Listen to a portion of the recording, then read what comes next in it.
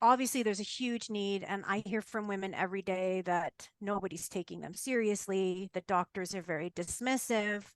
They don't really know how to ask for the help that they need, or know, just certain things like the doctor has suggested surgery, for example. They don't want surgery. So they're just suffering with abnormal bleeding that's causing anemia. And then they talk to me and I say, okay, what's your cutoff point, right? Is it when you pass out? Because you have to have where enough is enough, or you'll just go on with this, until you're really in trouble. And then you're getting surgery from a weakened state. And that's going to inform how you recover. And not that I don't tell anybody what to do. I just give them like this broader understanding of what's happening. Yeah. Because I've talked to so many women in the last 3 years, I have a pretty good understanding of what the journey might look like and what the challenges might be. And then I started designing courses. So I started with Fix Your Sleep, and then I did Intimacy, and I've done the one I'm going to show you today is Some of Thriving in Perimenopause and Postmenopause. Talking to the ladies has changed how I talk about this journey, because when I say perimenopause, the women who have gone through menopause feel left out, and they're not, right?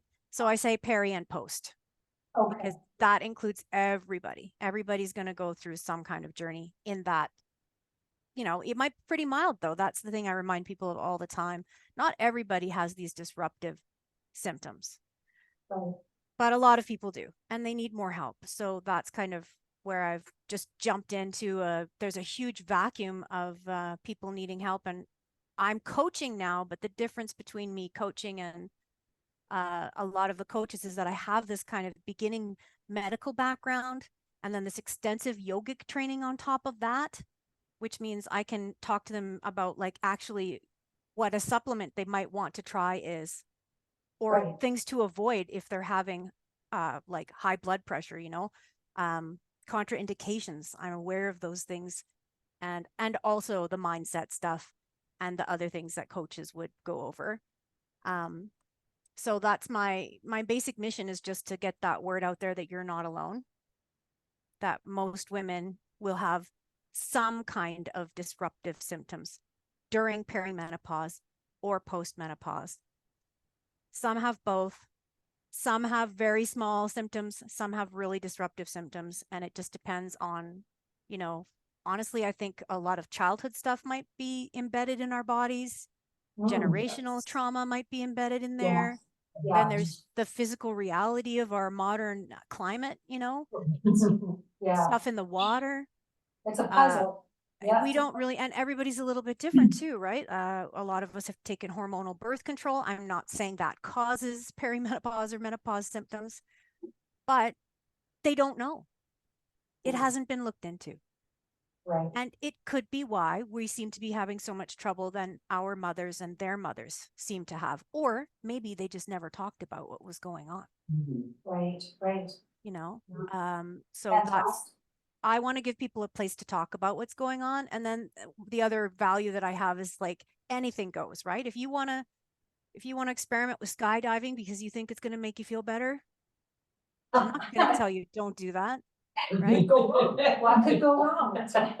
Whatever works, right? And you get to decide how you're going to approach your menopausal journey. And then my job is to support you in that. So if you want to go medical, I will support you in all the medical stuff and help you get all the medical help you need. If you want to go all natural, I'll help you with all the natural stuff. If you want to go with supplements, I'll help you with the supplement stuff. It's not for me to say, and everybody's going to have to find their own way through it. So I practice with unconditional love and detachment. Beautiful. Yeah, that fits with my values of my parents, right? The way that I was raised. Right. Yeah, absolutely. Yeah. How cool. Your journey has been amazing. I have not been able to navigate to the point where perimenopause has not been disruptive. I have developed endometriosis, and I did have to recently have a surgery for that. And I believe that's because of the hormonal fluctuations that I've gone through for the last over 10 years with perimenopause. However, the way that I dealt with it has been different because I have so much information from facilitating this group and talking to other women, and my doctors being menopause informed. Right. They've taken extremely good care of me, and so far I've had really good outcome from everything that I've gone through. You can be well informed and still have issues, right? Right. No, for sure. Yeah. Information is power, but it doesn't make you immune, right? Like situations are still happening and my body is still actively changing, and I'm working the best I can with what I've got and embracing the changes as much as possible.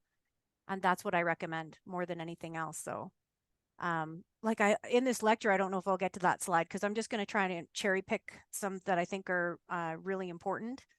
Um, but you can't control aging. We are all going to age. So fighting that is going to make you miserable. It's just the reality of your situation. You Mhm. can embrace aging in a way that accepts the changes as they're going through as part of you becoming this wise woman, which is the role that have, it's been denied to us in Western culture. We don't have a narrative for the wise woman. We just left that part out. It's not important because you're not reproductive anymore. Um, but we can reclaim that, just like feminism reclaimed our right to work and to have an opinion and to leave a terrible marriage and to go to France if that's what we want. Yeah, that's true. We can reclaim this journey of becoming a wise woman and become our own sat guru and listen to our own internal wisdom. So that's my journey for myself, is that's what I'm experimenting with. I would like to be the wisest version of myself, if at all possible. Okay, can you see the share screen now? Like, Do you want me to leave it up a tad? I'm okay. Okay. Yeah, Yep. I'm fine. Great. No, you it don't looks have good to to read it. have. You don't have to read Yeah. it. I'm just going to talk about what's on the slide anyway. I'm not going to read Sure. it out exactly. But this is, I'm giving you a sample of this class. So I'm not going to do the whole thing in all of the slides because it takes about an hour and I'd like to be able to answer questions.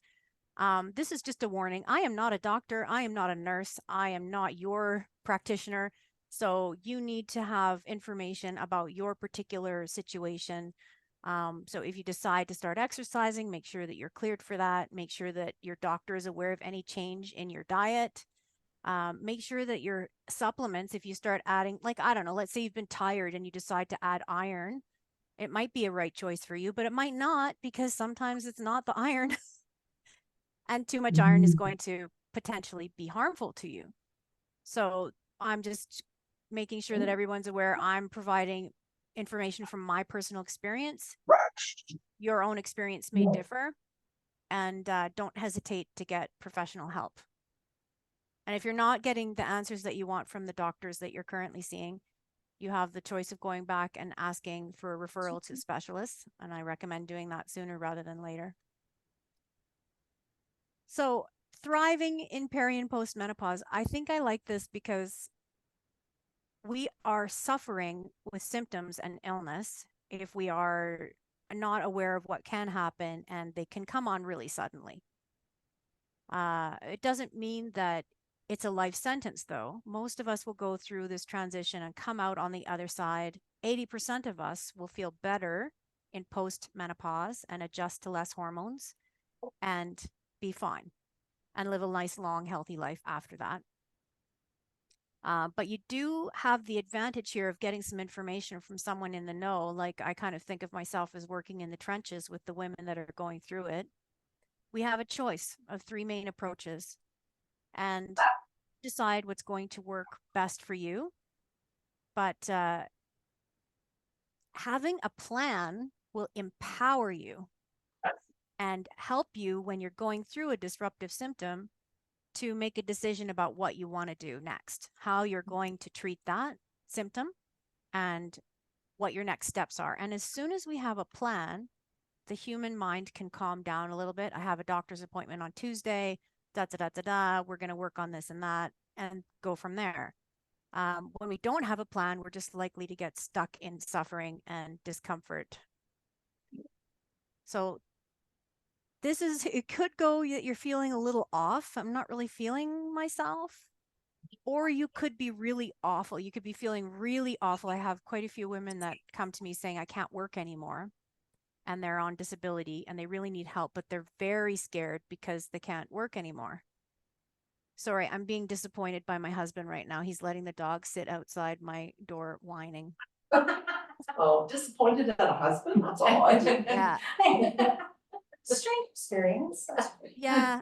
I mean, and that's one of the things that I talk about a lot is boundaries and expectations.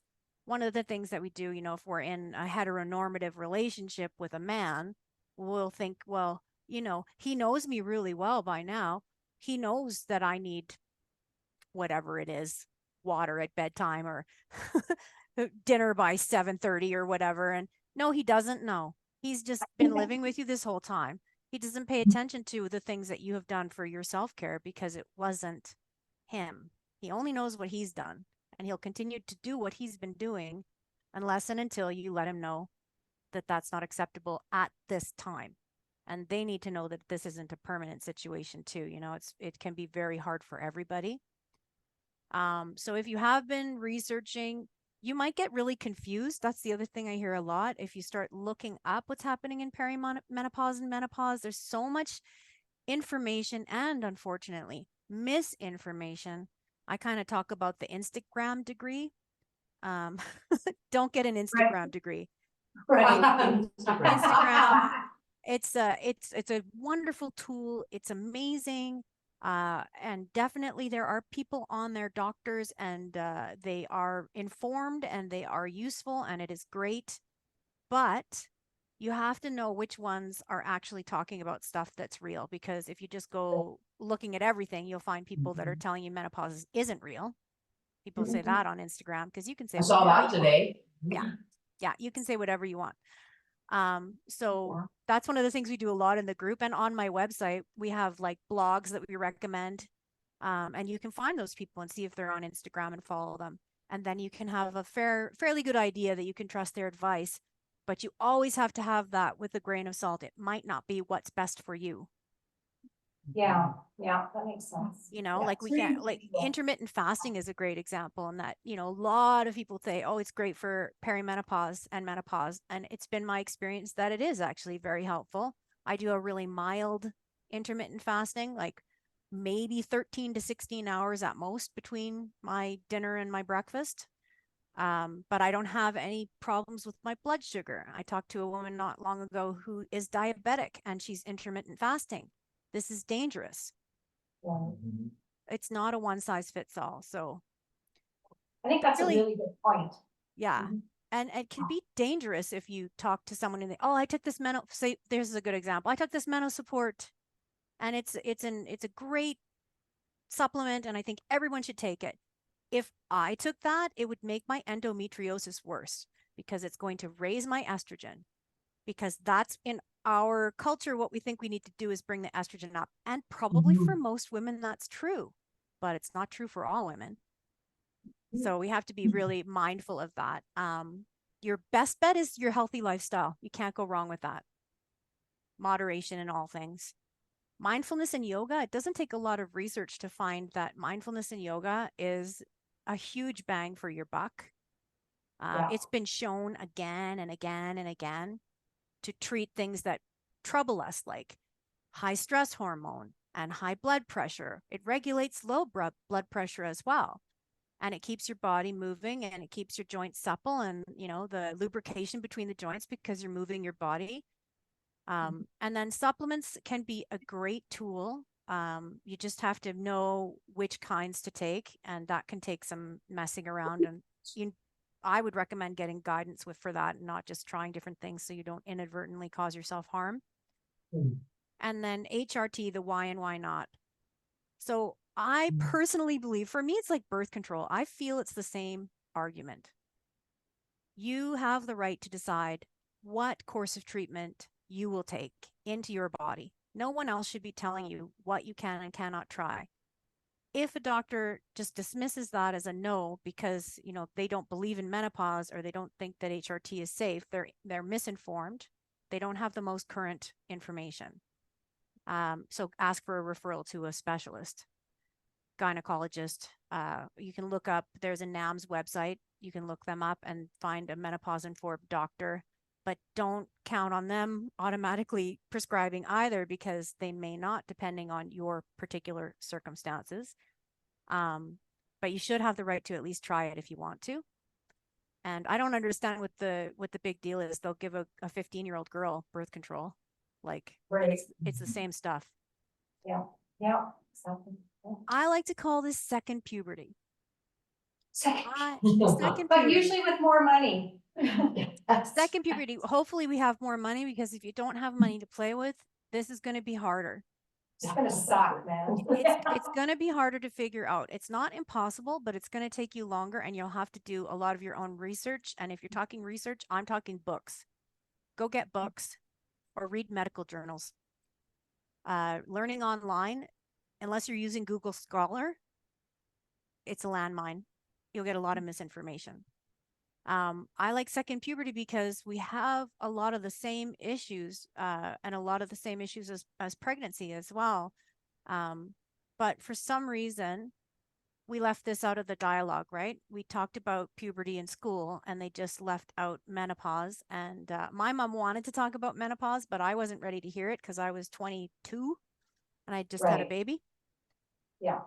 So I don't really know her full story of exactly how tough it was for her, but I do remember that it was hard, and she did end up having a hysterectomy, which isn't the end of the world. It can be a very great treatment.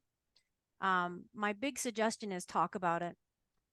Find the ladies that want to talk about it and are willing to talk about it, and talk to them. You can join my group if you want to. It is hard to get into. The lady that volunteers for me is like she's very picky about who gets in. And it's been good because she keeps out a lot of the, spammers and fake profiles and all that. But occasionally she trims someone who is a real person and actually needs the help. But there are other groups on Facebook. They're just not necessarily run by someone who has experience leading support groups. And a support group is a little bit different than just a bunch of people with a common interest.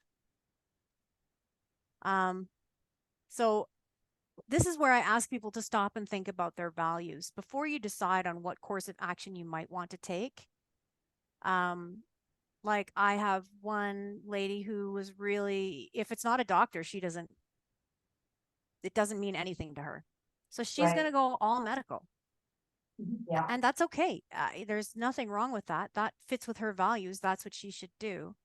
But if there's something about that that doesn't resonate for you, listen to that inner voice and make sure that you're honoring yourself and what your values are.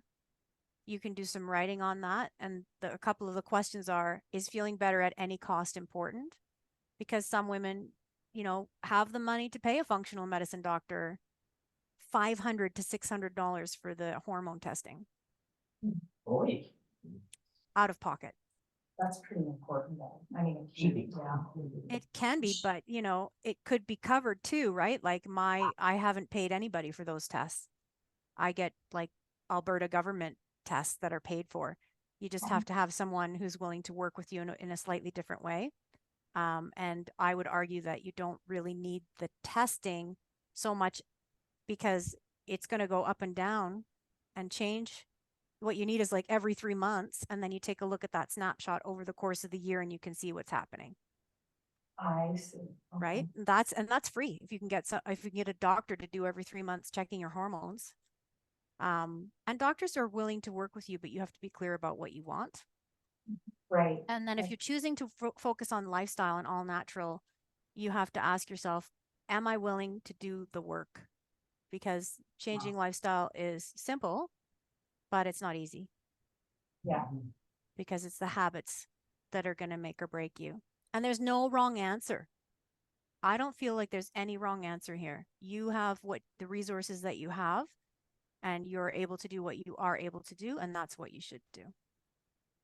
So this is just about becoming the wise woman. Are you going to embrace that or not? Well, we're very wise here. We're already there. Yeah. That's right. You might need to change your perspective. Sometimes Oh, people need to look at that, critical tones, and you might have more anxiety. You might have to look at what's happening with that. This one I really wanted to show you guys. This is Maslow's hierarchy of needs. Have any of you heard of this one? Oh, Yes. Yeah, this is a favorite of psychologists everywhere, which is interesting. I have a minor in anthropology, and Maslow is actually an anthropologist. He wasn't trained as a psychologist at all. But he designed this because he was trying to think of what do we have in common? What is the trajectory of the person that becomes self-actualized and is able to live the life that they want? And he was the one that really identified we need to have this breathing, food, water, the most basic necessities of life. And then safety, healthy home. So I actually feel like health should be on the bottom, because when we don't have health as a foundation, how are you supposed to hold down your job, exactly, yeah. take care of your home, right? It becomes somewhat impossible and discouraging. So when you focus on that, it's like, yeah, of course, starting with lifestyle would give you the most solid foundation to getting up to self-actualization.